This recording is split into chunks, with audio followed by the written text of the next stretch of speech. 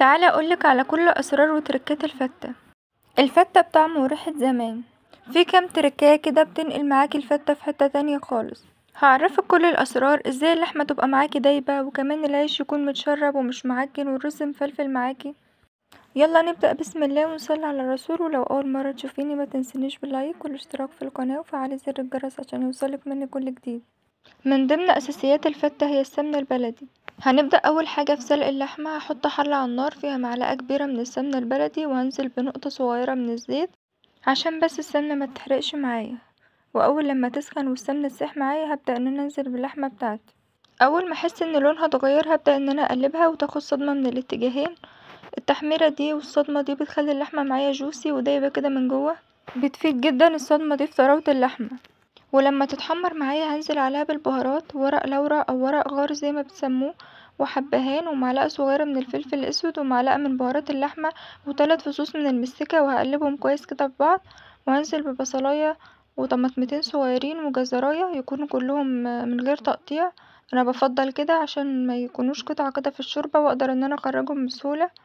وبعدين هنزل عليها بالمية السخنة واسيبها تغلي كده على النار، وبعدين ههدي عليها النار خالص. تاخد معايا بس اول غلوة، وبعدين ههدي على النار خالص. ولو لقيت اي ريم على الوش هبدأ ان انا اخرجه عشان ما يسيبليش اي زفارة. هسيب اللحمة بقى تستوي على نار هادية خالص، وبعد كده هدخل في الصلصة بتاعتي.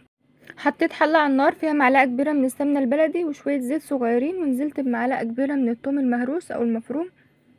والثوم كمان من الاساسيات اللي بتدي للصلصه طعم حلو قوي. وكمان الفته بتاعتي هبدا بقى ان انا اقلب فيه لحد بس ما يصفر معايا ياخد لون ذهبي كده.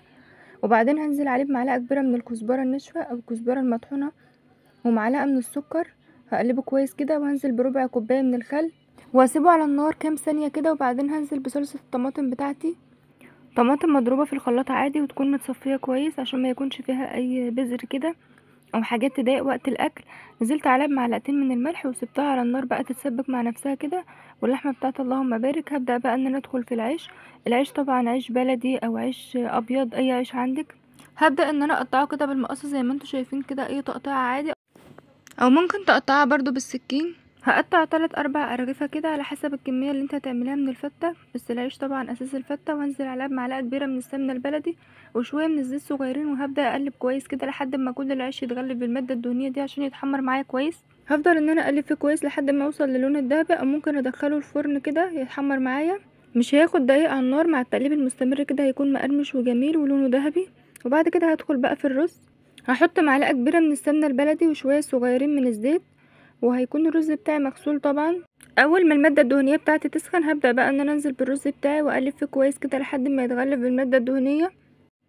التقليب كويس قوي عشان يغلف كل الرز بالماده الدهنيه ويطلع معايا كده مفلفل وجميل. وهنزل عليه بنص مقدار الميه. هنزل كده بمعلقتين ملح الاول، وبعدين هنزل بميه سخنه. نص مقدار الميه اللي انا عاوزه احطها على الرز هيكون ميه سخنه، والنص التاني هبدا ان انا انزل بشوربه اللحمه. واحط قطعتين كده معاه من المستكه بيطعم الرز وبيدوله طعم وريحه حلوه قوي مع شوربه اللحمه. طبعا الرز المصري كل كوبايه من الرز عليها كوبايه من الميه او كوبايه من الشوربه. هبدا بقى ان انا اسيبه على نار عاليه كده لحد ما يتشرب كل الميه، وبعدين ههدي عليه النار خالص. نرجع بقى للعيش المقرمش بتاعنا بعد ما اتحمر كده واتحمص وخد اللون الدهبي الجميل كده. هبدا بقى ان انا اوسع كده مكان في النص، وانزل بمعلقه كبيره من الثوم المفروم، وانزل بشويه من الزيت كده صغيرين، وابدا ان انا اقلب كويس كده. الثوم ده من التركات اللي بتدي العيش والفته طعم حلو قوي. وهنا الصلصه بتاعتي اللهم بارك كانت جهزت معايا. هبدا ان انا اخد منها 3 4 كبشات كده صغيرين طبعا زي ما انتم شايفين، هحطها على العيش بتاعي. كبشتين الصلصه دول بيدوا طعم حلو قوي للعيش. ونزلت كمان عليه بكبشه من الشوربه واديته تقلبتين كده، وبعدين خرجته حطيته في طبق التقديم. وفي نفس الصينيه اللي انا حمرت فيها العيش هبدا ان انا انزل باللحمه بتاعتي، واحط عليها برضو كبشتين من الصلصه كده صغيرين، ومعلقه من السمنه البلدي كبيره. وابدا بقى ان انا احمرها. شويه الصلصه دول بيطعموا اللحمه بتاعتي. حطيت العيش بتاعي في طبق التقديم، وبعدين نزلت عليه بالرز الجميل المفلفل بتاعي كده، وبعدين هطعمه بالصلصه التحفه بتاعتي اللي طعمها كان خطير وريحتها اروع. هبدا بقى ان انا اسقسق كده الرز بالصلصه بتاعتي دي، واللحمه بتاعتي هتكون اتحمرت. هبدا بقى ان انا احطها على الوش كده. اللهم بارك، كان طعم اللحمه وطعم كل حاجه في الفته دي تحفه وزي بتاعت زمان بالظبط. لو وصلت معايا لاخر الفيديو ما تنسنيش باللايك والاشتراك في القناه وفعل زر الجرس عشان يوصلك معايا كل الحاجات الحلوه اللي بنعملها مع بعض. واتمنى تجربوا الطريقه دي وتقولي رايكم. استنوني في فيديو جديد. اسيبكم بقى مع الجمال ده.